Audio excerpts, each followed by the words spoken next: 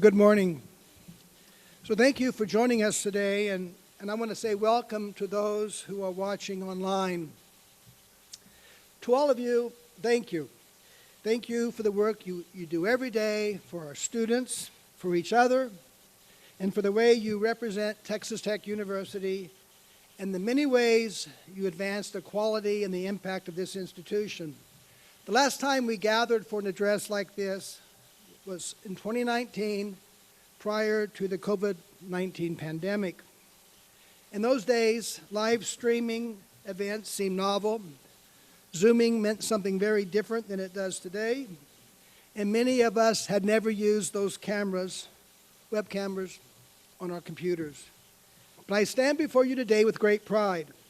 Pride in the work that each of you do to help us navigate that pandemic and ensure that the health and the safety of our people always came first, while working to provide our students with the best possible experience under the circumstances.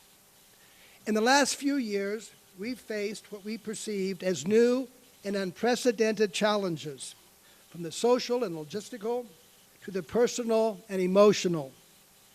But in some sense, COVID-19 only brought greater visibility to underlying problems that had always been present and that we need to continue to address. So as certain needs became more acute, we assessed our campus resources and added additional programs and capacity to support our community. We now offer a wider variety of mental health and wellness resources through programs such as Beyond OK and a comprehensive set of campus resources through Raider Safety. On the cusp of our 100th year, I believe Texas Tech is a much stronger place than it was 3 years ago, and that is because of each of you. We must always keep at the forefront that we are here because of our students, more specifically to educate and empower a diverse student body. The demand for a Texas Tech education has never been greater. Just 3 years ago, we had about 30,000 applications for first-time and transfer students. In this past year, we passed 40,000 applications. This fall, we welcomed a record first-year class of 6,850 students, but had fewer undergraduates than the year before. That was offset by a record graduation enrollment of nearly 7,800 students, up by 5% over the prior year and 25% greater than 5 years previously. Our new class included students from 250 of our 254 counties in this state, every state in the Union, and 108 countries around the world. Going forward, we will manage our enrollment with a purpose. What does growth with a purpose mean? It means a continued focus on access and opportunity, maintaining a healthy financial situation, one that will ensure we have the resources to hire the faculty and staff and fund the programs to support our student body and continue to provide a personal experience our students have come to expect, one that is not compromised by size. We want every student who arrives on our campus to feel they belong. We want them to thrive and to graduate. There are several measures of student success, but none are more important than earning their degree. For the past academic year, we've seen record 6-year and 4-year graduation rates. 5 years ago, our 6-year graduation rate was 59%, now it's 64%. We've seen a more dramatic increase in our 4-year rate, increasing by 12 percentage points over the last decade, at the same time that the cohort of students has increased by nearly 2,000. There are a number of statistics that speak to the quality of our students. For the past 2 years, about 25% of our new cohort was in the top 10% of their high school class. 3 years ago, that was 18%. The number of national merit finalists on our campus has also increased from 7 in 2016 to 97 this fall. There were more than 4,400 Presidential Merit Scholars entering the class this fall compared to about 1,700 in 2016. We're investing about $30 million a year in these two programs. That's $18 million more than we did in 2016. But more significantly, we awarded more than $200 million in scholarship support last year. That has helped reduce the number of students who graduate with debt and the amount of debt they owe. In the past 3 years, the number of students graduating with debt has decreased from 61% to 56%, and the average amount of debt they have has dropped by $5,000. As to the demographics of our student body, over the last 10 years, we have doubled the number of first-generation students. This fall, 30% of our new class was first-gen. We have doubled the number of Hispanic students at Texas Tech. And we have increased the number of Black and African American students by more than 50%. The diversity of our student body has been essential to our growth. These are the numbers, and you know that I like numbers, but the stories are even more impressive. Let me take a moment to share a few. Andrew IBRAHIM. Originally from Alexandria, Egypt, Andrew IBRAHIM is a 2022 Goldwater Scholar. The Goldwater Scholarship Program is the preeminent undergraduate award of its type in natural sciences, engineering, and math. Andrew is pursuing a dual bachelor's degree, one in cell and molecular biology and the other in honor sciences and the humanities. Andrew is also the external vice president of the Student Government Association. He will graduate in May 2023 and plans to pursue his master's and doctoral degrees in molecular physiology. Amanda Castro. Amanda Castro exemplifies resilience and determination. The mother of 4 and wife to a sailor in the U.S. Navy, she became a Red Raider in the fall of 2020, enrolling in the online Bachelor of Science in Human Sciences program. Born in California to parents who fled Cambodia, Amanda promised her mother that she would earn her degree to honor the sacrifices they had made. In August 2022, Amanda fulfilled that promise to her late mother when she graduated from Texas Tech.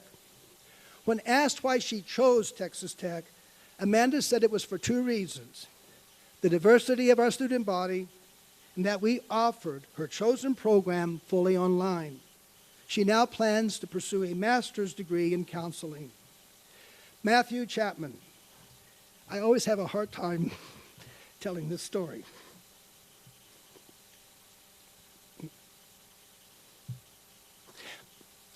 Matthew Chapman is not letting his circumstances limit him. While in high school, he began having seizures, and doctors discovered he had a cancerous tumor in his brain. That diagnosis motivated him. Last May, in partnership with Make-A-Wish, we surprised Matthew with a scholarship to help fund his first year at Texas Tech. Matthew could have had any wish. He could have taken a trip to Europe or gone to Disney World, but he wished to come to Texas Tech, and he wanted to help people, leave a legacy, and set an example. Today, he is a first-year student in the Whitaker College of Engineering, majoring in computer engineering. Lucia Casillas is from Tijuana, Mexico. Melissa is a first-year student who chose to come to Texas Tech after spending a summer at the Joffrey Ballet in New York City, where she met students from Texas Tech School of Theater and Dance. When her parents weren't sold on the idea of sending her to Tech, she said it was a video introducing Martin Camacho, Dean of the Tockington College of Visual and Performing Arts, that convinced them. Melissa said, "Seeing someone in a position of power that looks like you is empowering." These are just 4 stories of lives that have been changed by their Texas Tech experience, by the difference you're making. And there are many, many more stories like Andrew, Amanda, Matthew, and Melissa. Some are in our classrooms. Some are waiting word on their acceptance, and others are still contemplating their choice of a university. They might be visiting campus tomorrow, or next week, or next month. But you do a great job in making them feel welcome, and we have to let them know that the slogan, "From here it's possible," is not just a tagline. It's what we aspire to do every day for every individual who joins us. Now, thanks to an investment of $50 million from the Texas State Legislature for institutional enhancement we received about a year ago, we're adding new resources to strengthen our support programs and scale our personalized approach to each student. This will be accomplished through new software platforms, new training and professional development activities, new hires in advising, student services, and academic support areas. We've also invested in additional graduate support to make our stipends more competitive. I know you've heard about these efforts from Provost Ron Hendrick and Mitzi Lauderdale during their fall town hall meetings with each college. You'll continue to hear more about these programs in the months ahead, and I'll address more of this in my closing comments. But it is an institutional priority that students on campus today have access to resources, personal support, and attention that students would have experienced when Tech was a much smaller university. That is how we can distinguish ourselves in a very competitive market. Going forward, we must pay greater attention to the success and the satisfaction of our faculty and our staff. You, the faculty and staff, are essential to the success of our students and advancing our stature as a national research university. Today, your roles come with more expectations. We recognize that teaching does not begin or end in the classroom. Now we have greater focus on experiential learning, expanded resources, and engagement opportunities for undergraduate and graduates alike. And then there are the expectations of scholarly work, research, and outreach. But through all you do, you make a difference at a personal and an institutional level. And I'd like to highlight the contributions of some of our administrators, faculty, and staff. Since June 1st, Texas Tech has welcomed 4 new academic deans, each bringing distinct accomplishments and abilities. In June, Tasha Dupre began as Dean of the College of Arts and Sciences. A native of Canada, she brings extensive experience as a former senior associate dean at the University of Central Florida and is chair of the Department of Anthropology. July saw 2 new deans on campus, as Martin Camacho began as Dean of the Talkington College of Visual and Performing Arts, and Upi Flukiger took over as Dean of the College of Architecture. Martin previously served as interim provost and Dean of Fine Arts at Midwestern State University, now a component of the Texas Tech University system. Upe served as interim Dean of the College of Architecture during the Dean search, and a faculty member since 1998. He has also served as chair in the college.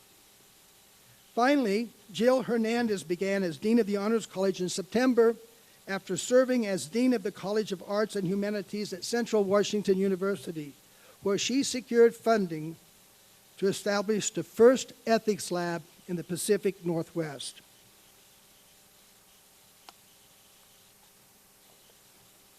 This year, Texas Tech achieved 2 milestones indicative of our scholarly and research enterprise. Total research expenditures reached a record of more than $220 million. We also passed $40 million in federal research expenditures, a goal we've had for several years. I'm very aware that these numbers do not reflect the full extent of scholarly and creative activity. As noted on this slide, our faculty are very productive in that regard. In fact, in the 2022 year, our faculty produced more than 2,100 journal articles, books, book chapters, and conference proceedings. And there were approximately 700 faculty hosted facilitated performances and exhibitions over the year. The institutional enhancement funding I mentioned earlier was also used to provide additional investments in our research enterprise. We must maintain our core areas of scholarship that are essential to a national research university, as we also grow research in areas of regional and global importance, such as energy, One Health Sciences, rural sustainability, and severe weather. Alongside the investment in our people, we look forward to the opening of the Academic Sciences Building in 2024, a facility of more than 100,000 square feet that includes 45,000 square feet of new research space. That's more than an acre of new state-of-the-art research labs and collaboration space. Another milestone was reached in August when the National Science Foundation awarded Texas Tech the largest grant in our history, more than $50 million, to create the Center for Advancing Sustainable and Distributed Fertilizer Production, known as CASTRO. That center is being led by Dr. GERRI, the former chair of chemical engineering. In collaboration with MIT, Case Western Reserve, Georgia Tech, and Florida A&M, CASTRO will develop the next generation technologies for capturing, recycling, and producing nitrogen-based fertilizers. Texas Tech was one of 4 institutions in the United States this past year awarded a new research center by the National Science Foundation. The others were Ohio State, Columbia, and Duke, and that's good company. Dr. Naima Mustad Musa and Dr. Mindy Brashears, both Horn professors, are 2 of the most recognized experts in the field of food science in the U.S., researching how food is harvested, treated, and prepared, and the effect it has on our bodies.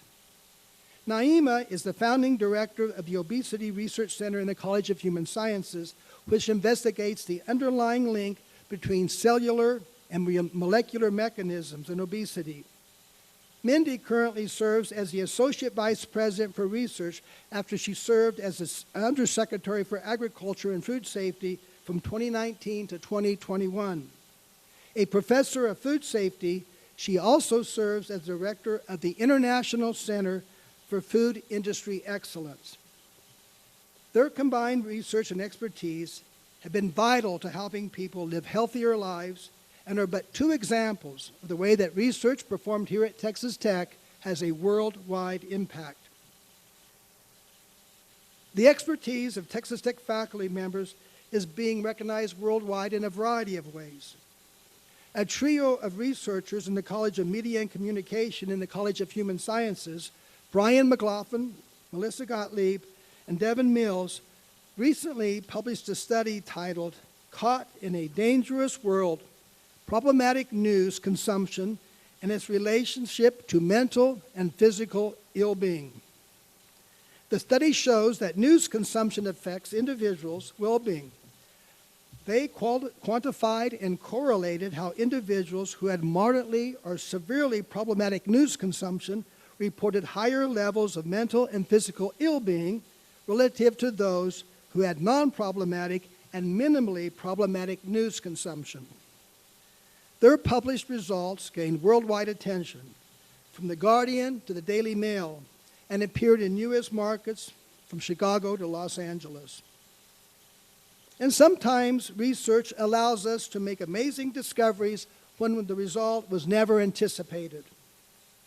This is the case with doctoral student Garnett Langlois and his advisor, Kleberg Professor Phil Gibson, in the Department of Natural Resources and Management in the Davis College. After many months of investigation that involved crawling through the wooded areas around Lake May Simmons Park, Langlois and Gibson made a historic discovery: the presence of beavers in Lubbock, a species that was thought to have been eradicated more than 5,000 years ago. What started as an investigation of a carcass found on the road, so never understand the importance of roadkill, near the park resulted in the confirmation of the presence of a long extinct species in the area. Their finding caught the attention of many, including the Texas Monthly, which published a highly trafficked story about the discovery. And as you know, in 2019, Texas Tech was named a Hispanic Serving Institution by the U.S. Department of Education. This recognition is an acknowledgement of what we have accomplished in serving the demographics of our state. But it also differentiates us among our peers as a Carnegie R1 highest research activity university, as we are only one of 21 institutions in this country that meet both criteria. This summer, we joined together with those institutions to form the Hispanic Serving Research University Alliance. The Alliance had two goals: to increase the number of Hispanic PhDs and to increase the diversity of faculty as part of efforts, in the words of the National Science Foundation, to reach the missing millions who do not pursue or receive a college degree. We should always be cognizant of the fact that our staff are essential to the success of our students and faculty. As we have increased our focus on recruiting and retaining the best people, not just students, not just faculty, we have made many enhancements to resources and opportunity benefits for our staff. Throughout the pandemic, we learned that hybrid work benefits employees and our institution. We have many employees now working remotely, which allows us to provide increased flexibility and reduce the number of individuals coming to campus and using campus-based resources. In the fall of 2021, we also completed the first stage of a compensation review and made gender equity and compression adjustments for many staff and faculty. We invested an additional $10 million in this initiative. We will continue to work through future phases of this review and the adjustment processes in the coming months. You have demonstrated tremendous resilience throughout the last few years, and we want to be certain that the institution continues to adapt in the requirements of the modern workplace. Your initiative and dedication to support our campus are part of what makes Texas Tech a special place. Here are but a few examples of the dedicated service that has contributed to the institutional progress of our university.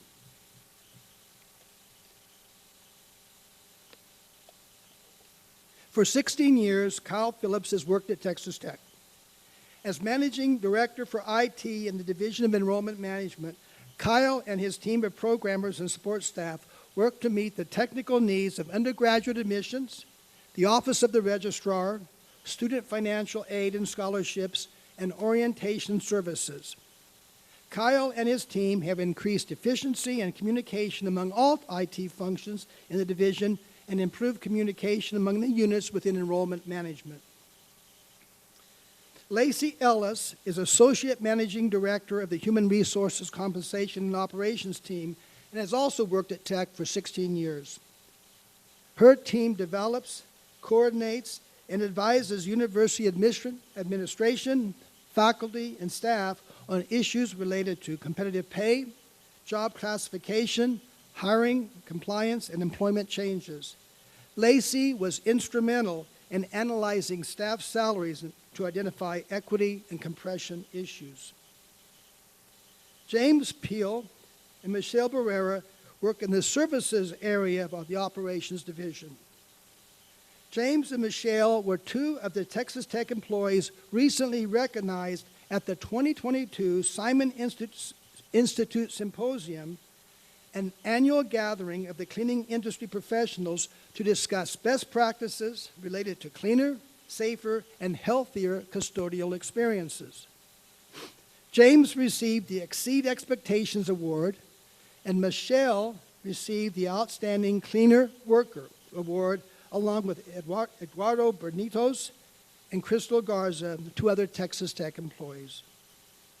This pandemic has highlighted the importance of recognizing the individuals who work to keep our facilities clean, and James and Michelle are two of the people who through their commitment, made our return to campus in 2021 as safe and seamless as possible. Ideally, we'd hope that every student who comes to Texas Tech has someone in their corner offering the financial support that helps them earn their degree. Shannon Wallace works in the Office of Advancement as Assistant Director of Annual Giving Marketing and has experienced firsthand how donors and that support system are so crucial to our students.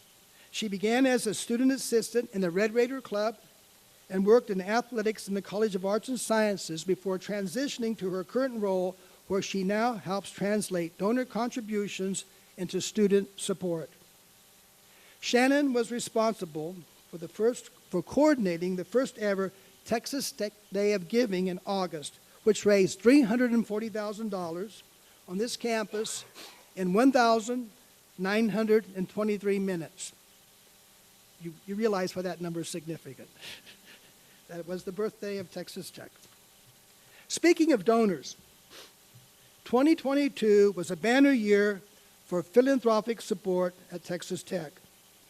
Led by transformational gifts from Gordon and Joyce Davis, who made the largest single investment in Texas Tech's history, $45 million, and Dusty Womble and Cody Campbell with gifts of $20 and $25 million, we raised $234 million in support of our key priorities. Through this record effort, we created 114 new endowments that will support our university in perpetuity. Since 2016, we have raised more than $800 million in support for those priorities. As we move into our centennial year, we will continue to build on this momentum, and we plan to publicly announce a campaign in the coming year with a goal of more than $1 billion. Our student athletes play two roles on our campus. First, they are students. And secondly, they have the privilege of representing our entire Red Raider family as they compete on behalf of our university across the country and around the world. Collectively, our students athletes posted a GPA this past year of 3.32 and had a record graduation rate of 84%. Our football program finished the 2021 season with a win over Mississippi State in the Liberty Bowl, and this fall marked the beginning of the Coach McGuire era.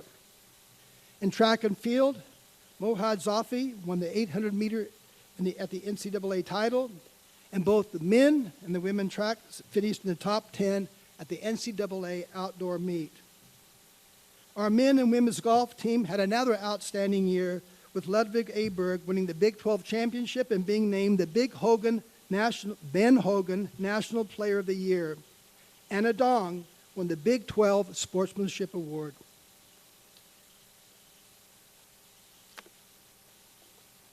So, as we look to our next century, we find ourselves in a position of great success and opportunity. But as I stated at the kickoff to the centennial back on August 25th, we must elevate our thinking from big to bold as we look forward to the next 100 years. The key to our success will always be our people. Currently, in the President's office, we are in the midst of the first stages of refreshing our current strategic plan with a focus on how we can more strategically invest in our students, our faculty, and our staff. Throughout the fall, we will identify preliminary key performance indicators, tactics, and actions. And then in the spring, we will seek the input of the general university community and engage with you in continuing that process.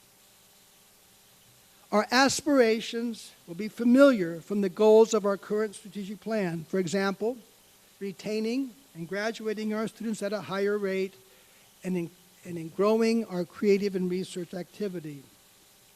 But we must also be strategic in how we use existing resources to support student success, retain our faculty and staff, and provide a greater sense of personal and professional satisfaction and career opportunities.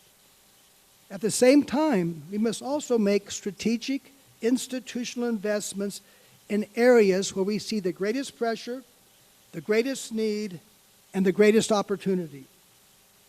This will include thoughtful planning for our growth aspirations, better use of existing resources, both underutilized and unrealized, and the strategic pursuit of new resources.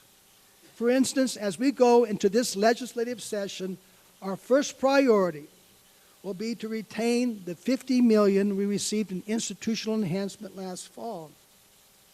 But we are also fortunate to be in a state with a significant surplus and with legislative leaders locally and in Austin that recognize that additional investments in higher ed can elevate an institution like Texas Tech to an even more preeminent status as a national research university. So, again, thank you for all you do on behalf of Texas Tech. I look forward to joining with you in this coming year as we celebrate our centennial, with our eyes on the horizon and always in pursuit of making the impossible possible. I'll be in the back with the refreshments along with the President's office, and there we'll take any questions you have, would welcome any concerns you would want to convey. I would just ask that you don't run to Noel and ask for more money. Thank you very much.